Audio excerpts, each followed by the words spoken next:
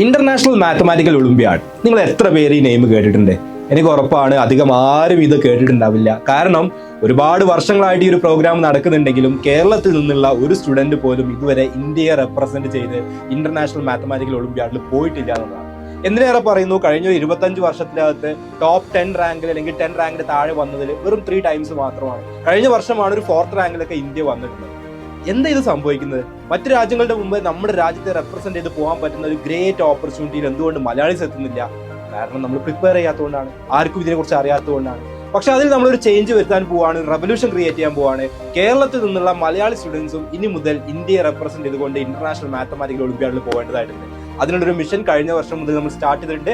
Exam wide ഒരു exclusive Olympiad YouTube channel നിങ്ങൾക്ക് എല്ലാവർക്കും അറിയുന്നുണ്ടാവും. ഇനി ആരെങ്കിലും അറിഞ്ഞിട്ടില്ലെങ്കിൽ ആ ചാനൽ സബ്സ്ക്രൈബ് ചെയ്യുക. കൂടാതെ കേരളത്തിൽ നിന്ന് ഒളിമ്പ്യാഡ് എക്സാം എഴുതാൻ താല്പര്യമുള്ള മുഴുവൻ സ്റ്റുഡൻസിനും വേണ്ടിയിട്ട് ഒരു വാട്സ്ആപ്പ് കമ്മ്യൂണിറ്റി കൂടി ക്രിയേറ്റ് ചെയ്തിട്ടുണ്ട്. അതിൽ ജോയിൻ ചെയ്യാനുള്ള ലിങ്കും നിങ്ങൾക്ക് ഡിസ്ക്രിപ്ഷനിലും അതുപോലെ കമന്റ് ബോക്സിലും കാണാൻ പറ്റും. പെട്ടെന്ന് തന്നെ ജോയിൻ ചെയ്യുക. നമ്മൾ ഒരു മിഷൻ സ്റ്റാർട്ട് ചെയ്യാൻ പോവാണ്. ഇതുവരെ മലയാളികൾ എത്തിപ്പെടാത്ത ഒരു പൊസിഷനിൽ ഫസ്റ്റ് ടൈം എത്താനുള്ള ഒരു ഓപ്പർച്യൂണിറ്റി നിങ്ങൾക്കുമുണ്ട്. അതിനുള്ള എല്ലാ സപ്പോർട്ടും തരാൻ വേണ്ടിയിട്ട് എക്സാം വൈഡ് ഇവിടെ ഉണ്ടായിരിക്കും. പെട്ടെന്ന് തന്നെ കമ്മ്യൂണിറ്റിയിൽ ജോയിൻ ചെയ്യുക, യൂട്യൂബ് ചാനൽ സബ്സ്ക്രൈബ് ചെയ്യുക.